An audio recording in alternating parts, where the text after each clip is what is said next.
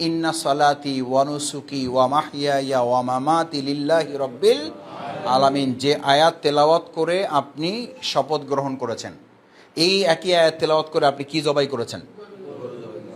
শুধু গরু, ছাগল, উট, দুম্বা, মহিষ, খাসি এসব তো জবাই করছেন, সবই জবাই করছেন, শুধু আমার মধ্যে থাকা পাশবিকতাটাই জবাই করা সম্ভব হয় নাই অথবা সময় হয় নাই। অথচ উচিত ছিল এই পশু, এই যা যা জবাই করছেন এই সমস্ত কিছু জবাই করার মধ্য দিয়ে মূলত আমার মধ্যে দুটো সত্তা, একটা পাশবিকতা, একটা মানবিকতা। কয়টা সত্তা?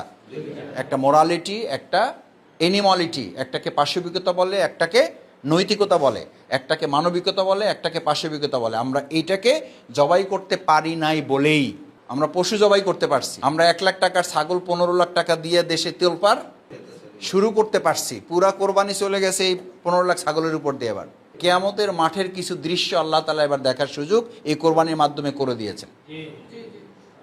এতদিন কোরআনের আয়াত পড়তেন যে সেদিন কেউ কারো পরিচয় দিবে না, এবং কেউ কারো সামনে পড়লে মা বাবাকে অস্বীকার করবে, বাবা মাকে অস্বীকার করবে। আমরা পশু জবাই করেছি, আমাদের পাশবিকতাটাকে আমরা জবাই করতে, আমরা পাশবিকতাটাকে যদি জবাই করতে পারতাম তাহলে আজকের সমাজের এই চিত্র আমাদেরকে দেখতে